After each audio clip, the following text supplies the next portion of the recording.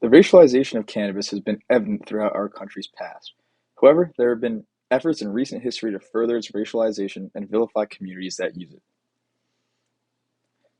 In the years of President Nixon's executive term, he strove to manipulate the voters that did not align with his policies and views. To do this, Nixon declared a war on drugs, attempting to clean the streets of all drugs and incarcerate anyone who indulges in such. He started by creating the Controlled Substance Act, which categorized all known drugs into 5 different schedules. Schedule 1 being dedicated to the most harmful drugs that have no accepted medical use, and Schedule 5 being for drugs that have wide medical use and have limited dependency issues. Marijuana was placed on Schedule 1, sitting right beside heroin and LSD on the federal drug schedule. However, with a pushback on marijuana's status on the drug schedule, Nixon wanted to blur the distinction between cannabis and other Schedule 1 drugs. He had said to his chief of staff, H.R. Haldeman, that the real problem was the blacks, and he wanted to devise a system that recognized this without appearing to do so. Nixon's next step was to call for a report saying, "I want a goddamn strong statement about marijuana. I mean one on marijuana that just tears the ass out of them." Richard Nixon appointed Raymond Shafer, former governor of Pennsylvania, to the National Commission of Marijuana and Drug Abuse, and asked him to research marijuana's effects on America and its citizens, while devising a report that would destroy any argument that is pro-cannabis. However, after 2 years of researching how cannabis affects people and communities, Shafer concluded that cannabis is actually not nearly as villainous and harmful as Nixon had let on.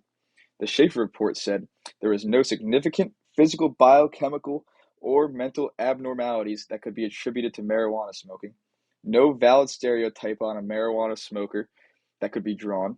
Young people who could choose to experiment with marijuana are fundamentally the same people socially and psychologically as those who use alcohol or tobacco. No verification is found of a causal relationship between marijuana and heroin use. Most users, young and old, demonstrate an average or above average degree of social functioning, academic achievement, and job performance. Marijuana does not cause violent or aggressive behavior, and if anything, serves to inhibit the expression of such behavior. Marijuana is not generally viewed by participants in the criminal justice community as a major contributing influence in the commission of delinquent or criminal acts. Neither the marijuana user nor the drug itself can be said to constitute a danger to public safety, and there is no reliable evidence existing indicating that marijuana caused genetic defects in man. The report concluded that marijuana's relative potential for harm to the vast majority of individual users and its actual impact on society does not justify a social policy designed to seek out and firmly punish those who use it, and actually called for the possession of up to 1 ounce of marijuana to be decriminalized entirely. Upon receiving this report, Nixon was furious, and much like LBJ with the Kerner Commission, he ignored the Shafer report completely, as if he had never called for its creation. For Nixon, the Shafer report was just another attempt to silence and manipulate the minority voters that wanted to see Nixon out of office.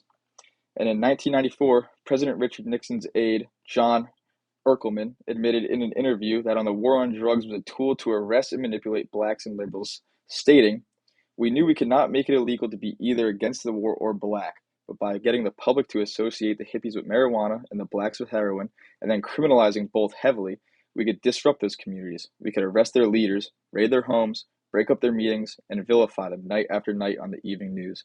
Did we know we were lying about the drugs? Of course we did." The lie that was the war on drugs led to mass incarceration of black Americans, with blacks being frequently arrested for minor possessions of cannabis. Even today, black Americans are 3.73 times more likely to be arrested for cannabis offenses than white Americans, despite almost equal usage rates. Overall, the Shafer Commission served to be a pro-cannabis report. Despite Nixon's request for a report that would help him target and criminalize the